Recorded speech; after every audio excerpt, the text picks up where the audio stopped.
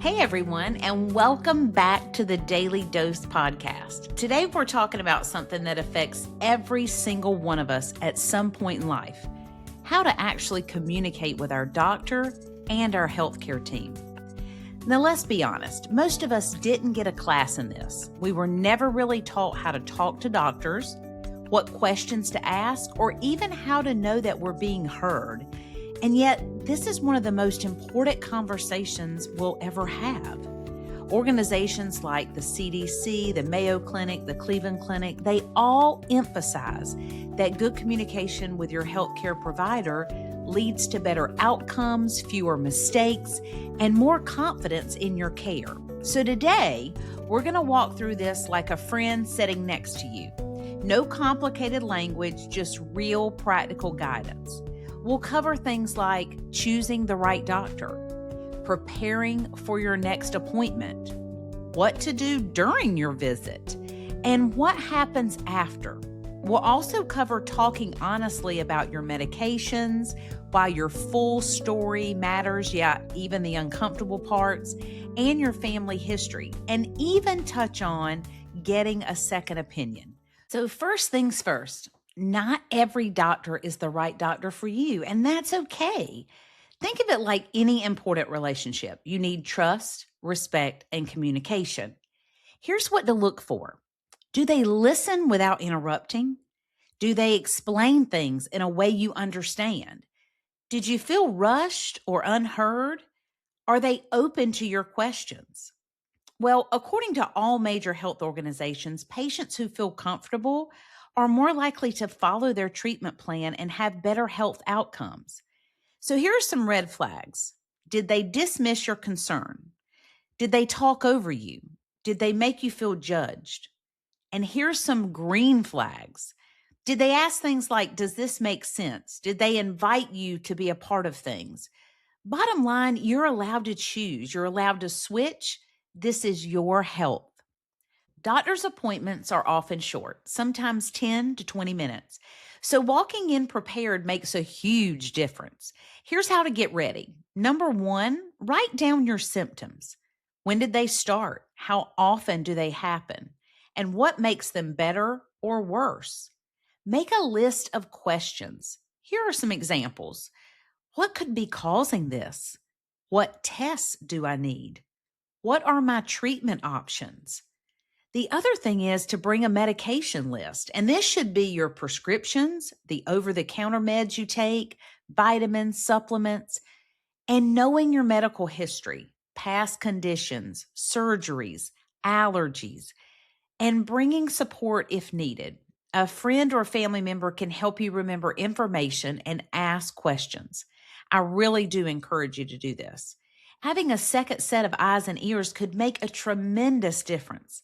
Think about when you get bad news or something you were not expecting from your routine blood work. Your mind shuts down and you go into panic mode. And this is when a trusted friend or family member comes in handy. They can help you continue through the appointment and also listen and take notes for you to have later. Let me share a story with you. I take these stories from patients that I worked with many years ago. I've changed the names and all of that information, but I want you just to think about how this person might be feeling and just put yourself in their place. I want you to meet Morgan. She's 55 years old. She's active, takes care of her family. She goes to regular checkups. She's not someone who walks around thinking something could be wrong with me. In her mind, she's doing everything right. So when she goes in for a routine screening, she's not worried, not even a little. But then a few days later, she gets a call. They need her to come back in. Now, if you've ever gotten one of these calls, and I have, you know that feeling. Your stomach drops just a little, but you try to stay calm. You tell yourself everything is okay. It's probably nothing. But in this situation, Morgan decides to bring her best friend with her. Not because she really thinks it's serious, just because, something inside of her told her to. And that decision, it changed everything. They're sitting in the room together when the doctor walks in, and you can feel the shift. The tone is different. It's more serious. more careful, and then the words come. It looks like this is breast cancer. And in this moment, everything changes. Now, pause here because this is one of those moments where time kind of stops. Morgan hears the words, but it's like they're underwater. Everything feels distant. Her mind starts racing. How can this be? I feel fine. And what does this mean? And this is exactly what so many people experience. And it's shock, confusion, pure fear. But here's why it mattered that Morgan was not alone. Her best friend was sitting right beside her. And while Morgan is trying to process the emotional weight of what she just heard, her friend shifts into support mode. She starts asking questions of the doctor like, what stage is it? What happens next? What are the treatment options for her? And is this something that was caught early? She's also there to take notes. She listens closely, and she even says, can you slow down just a little bit? Well, this is what support really looks like because here's the reality. In overwhelming moments, it's very hard to think clearly, remember details, or even ask the right questions. That's not a weakness, that's human. And this is why having someone with you can be so powerful. Well, Morgan later said she barely remembered half of what the doctor explained, and I totally understand that, but her best friend did. So, what went right about this is that Morgan showed up for her screening, followed up when they called her, and she brought someone she trusted, her friend.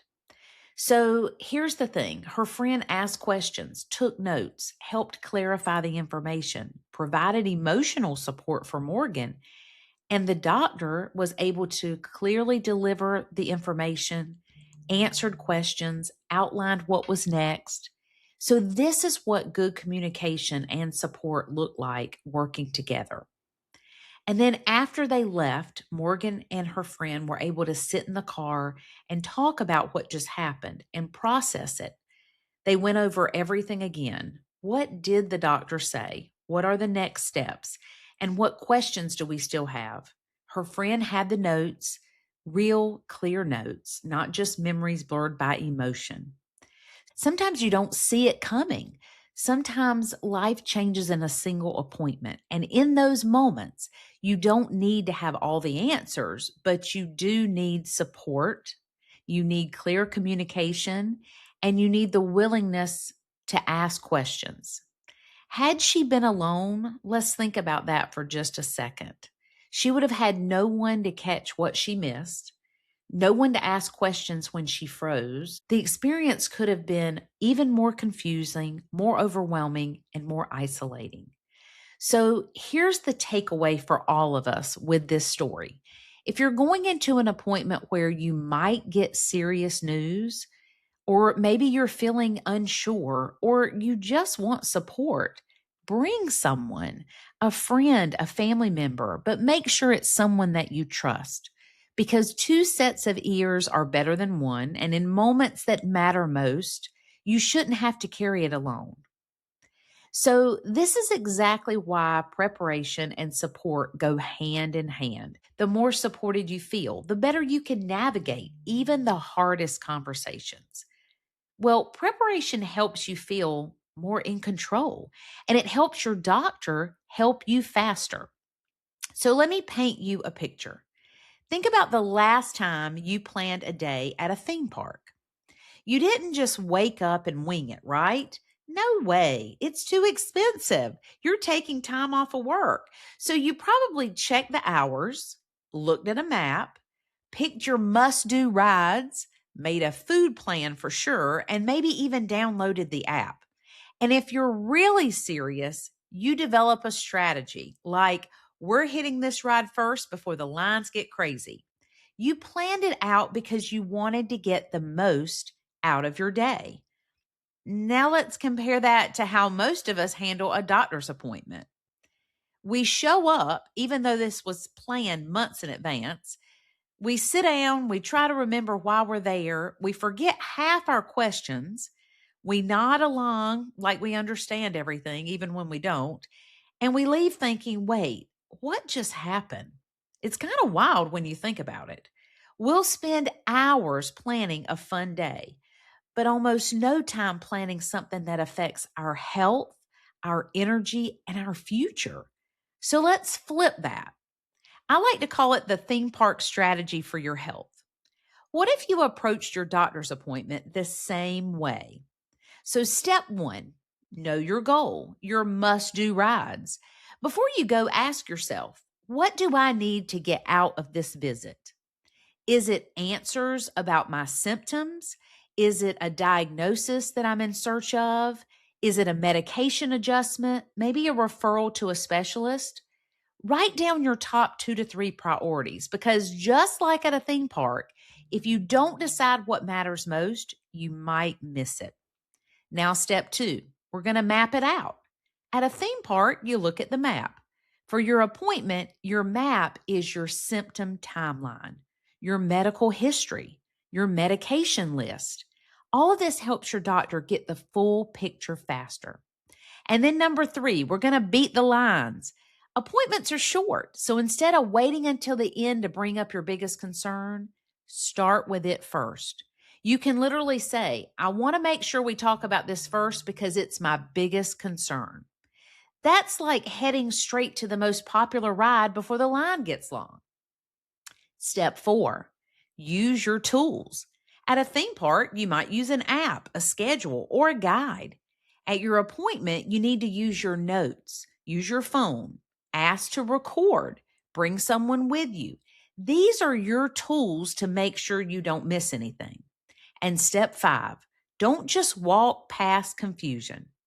At a theme park, if you don't understand the map, you stop and figure it out or ask someone for help. You don't just wander around hoping it works out. Your time is limited. Same thing here. If your doctor says something confusing, pause and say, can you explain that in a simpler way? Because pretending to understand helps no one. So, what's the big takeaway? Well, here's the bottom line. We plan for things that matter to us, and your health, that matters more than any ride, any ticket, any one-day experience. So instead of walking into your next appointment unprepared, walk in like you've got a plan because you prepare. You get better answers. You feel more confident and you become an active part of your care, not just a passenger. So now that we've talked about why preparation matters, let's get really practical about how to do it step by step before your next appointment. But first, I want to take a moment and highlight one of my amazing sponsors. Let's take a quick moment to talk about something every farmer knows. Uncertainty is part of the job. From unpredictable weather to changing markets, there's a lot you can't control, but protecting your operation, that's something you can control. That's where often crop insurance comes in.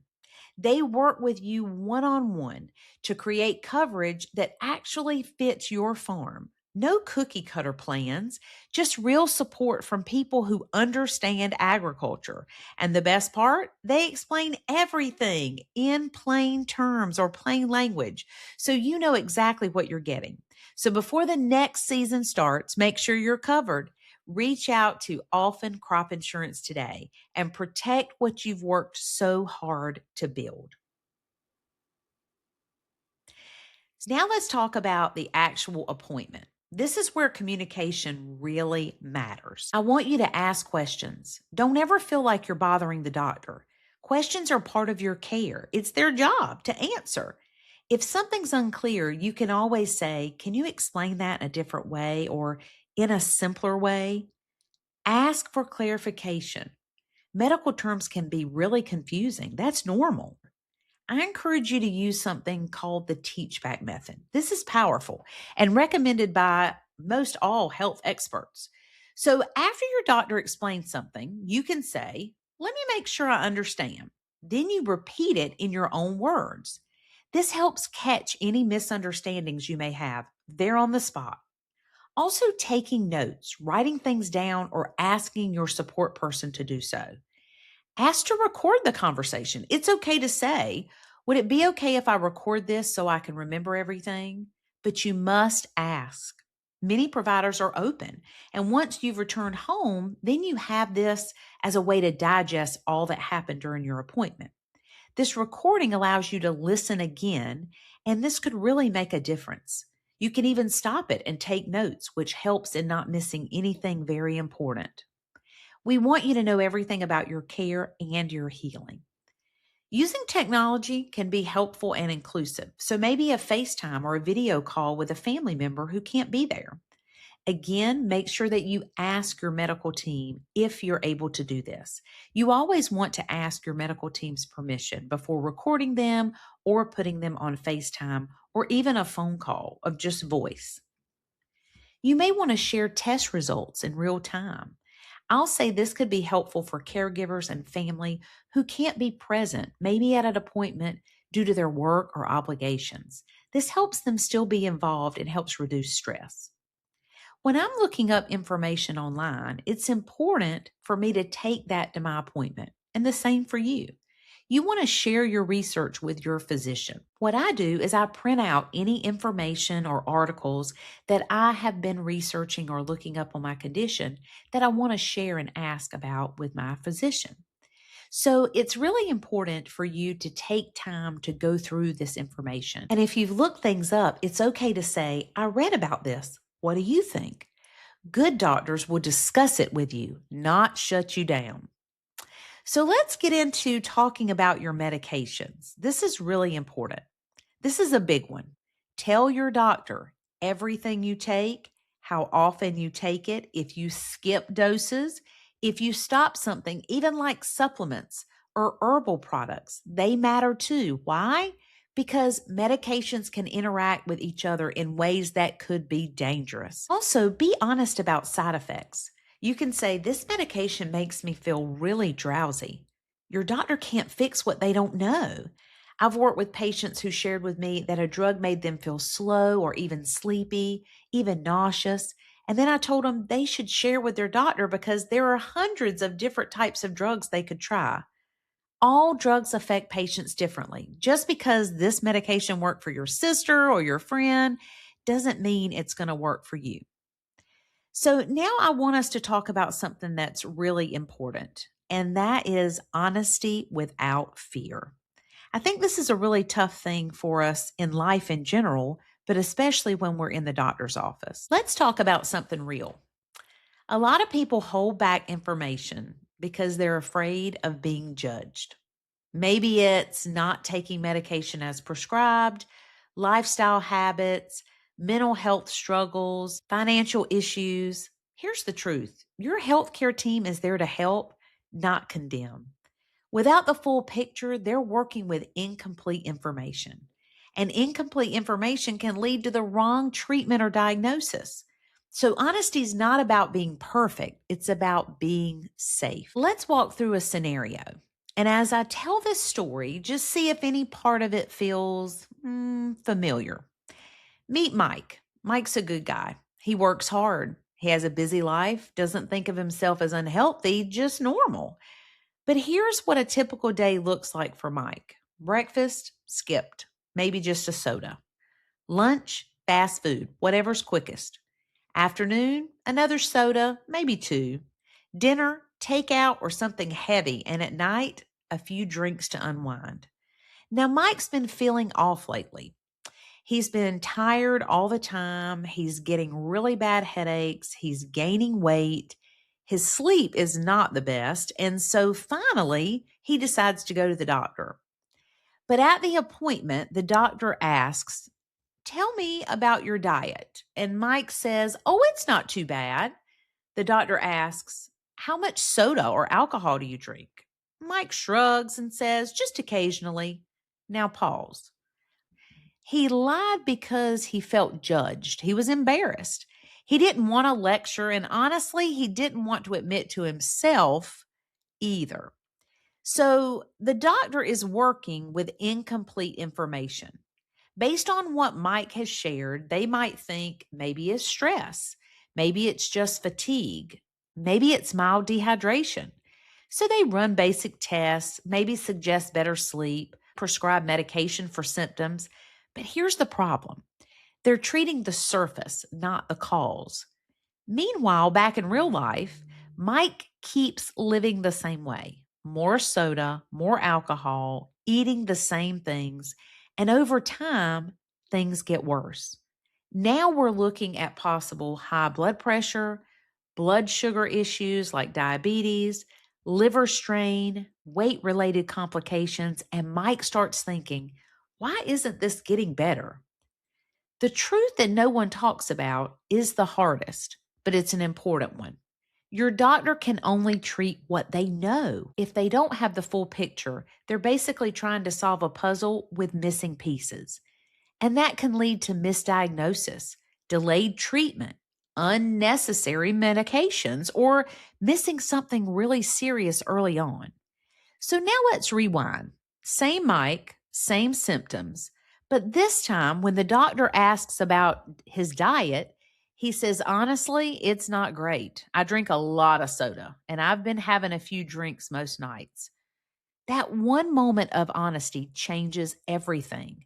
Now the doctor can connect the dots, order the right tests, talk about realistic changes, and help Mike improve the root cause, not just the symptoms. But let's be real for a second. A lot of us worry if I tell the truth, I'll be judged. But a good healthcare provider isn't there to shame you. They're there to help you, and they've heard everything before. Nothing you say is going to shock them. Let me reassure you of that. So, honesty in the exam room is not about being perfect, it's about being accurate, because accurate information leads to these things: better care, better decisions, and better outcomes. So, if you take one thing from this, tell the truth, even when it's uncomfortable, because your health is too important for half the story. Okay, now we're going to get into family medical history. Family medical history matters more than you might think. Conditions like heart disease, diabetes, certain cancers, they can all run in families. So, sharing this helps your doctor assess your risk and recommend screening early on. If you don't know your full history, that's okay, but I would encourage you to do some investigative work and find out all you can about your family's medical history. This information could help you in the future.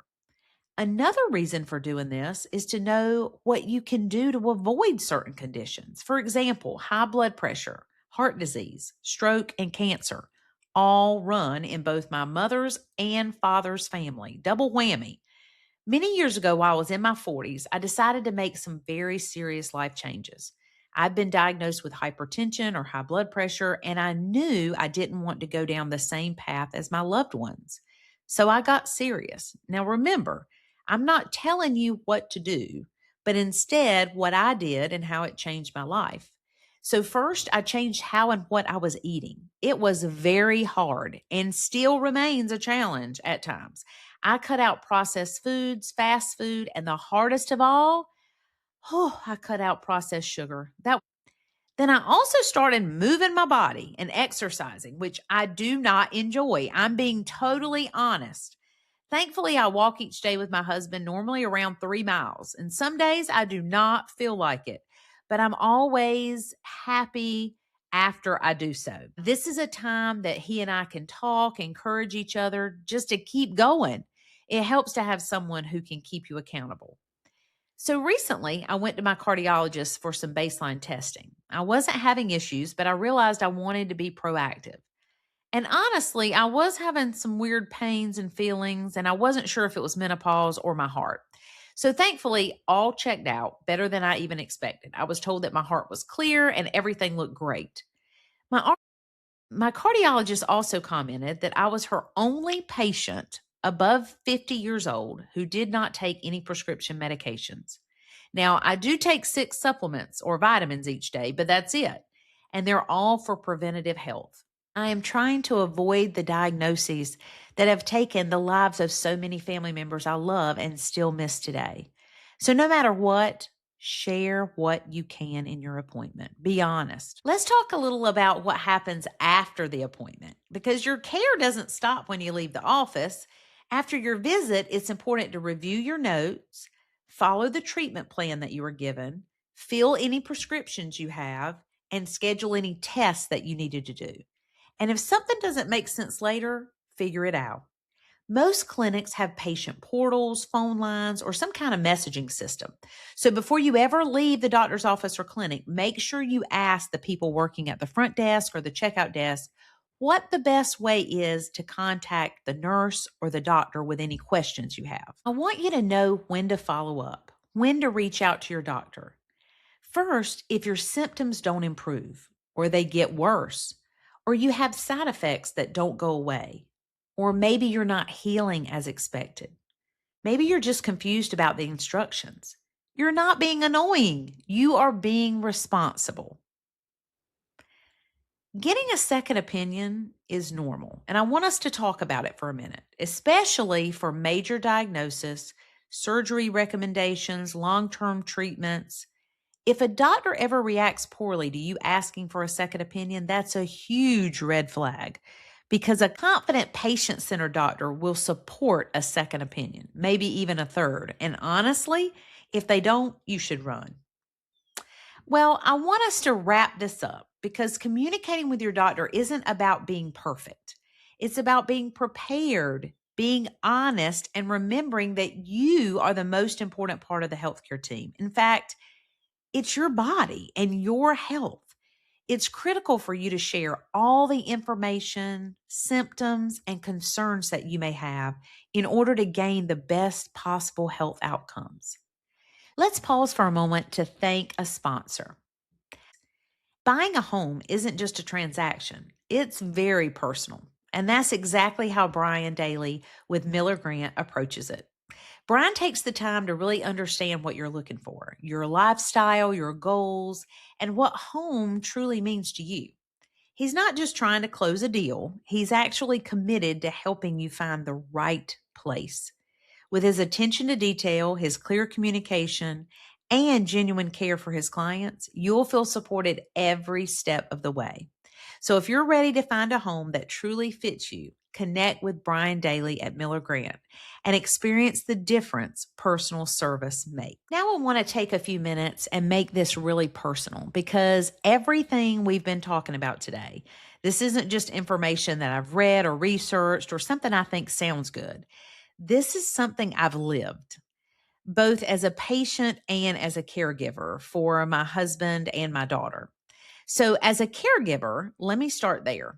You step into a role you're not really trained for. All of a sudden, you're keeping track of appointments, listening to doctors, trying to understand medical lingo and language, remembering medications, watching for changes. And here's the truth: communication becomes everything. I learned very quickly that if I didn't ask questions, we didn't get answers. If I didn't speak up, things got missed. If I didn't clarify, I could walk out of an appointment thinking I understood and realize I actually didn't. So I started doing things differently. I would write down questions ahead of time when we thought about them at home in a notebook. I would take notes during the visit and ask, can you say that in a simpler way? I would repeat things back to make sure I understood. And sometimes I had to be the one to say, something doesn't feel right. Can we look at this again? That's not always easy to do, but it matters because when you're caring for someone you love, you realize you are a very important part of the team. You're not on the sideline, you're right there in it. Now, also as a patient, a completely different experience when it's you in the chair or you in the hospital bed. It's more emotional, it's more vulnerable. And I'll be honest, there were times I didn't speak up the way I should have, times that I minimized my symptoms or didn't ask enough questions or just nodded along because I didn't want to seem difficult. But here's what I learned: that doesn't help me or anyone I'm taking care of. And it doesn't help my doctor because if I'm not honest, if I don't ask, if I don't say I don't understand, then I'm walking away without the information I need to take care of myself. So here's the shift. The shift came for me when I stopped seeing appointments as something that was happening to me and instead started seeing them as something I was actively part of and in control of. I gave myself permission to ask questions, and I ask a lot. Permission to take up space in the conversation and say, can we slow down? And even say, that doesn't feel right to me, or I don't understand that. And you know what? That changed everything. What I want you to know is if you're listening to this as a caregiver, you have a voice and it matters more than you think. You are observing things that others might not see. You're catching changes early. You're helping connect the dots. So speak up, ask the questions. And if you're listening as a patient, you're not a burden. You are not too much. You are the most important part of your healthcare team, and you deserve clear answers, explanations, respect, and to fully understand what's happening in your own body. So, if there's one thing I've learned through all of this, it's this: good communication isn't just helpful, it's important, it's critical. It can be the difference between confusion and clarity, fear and confidence, delayed care and the right care at the right time. Because you deserve to be heard, you deserve clear answers, and you deserve care that makes sense to you. So next time you walk into an appointment, go in with confidence, ask the questions, take the notes, speak the truth. Your health depends on it. Thanks for being here, and I'll see you next time.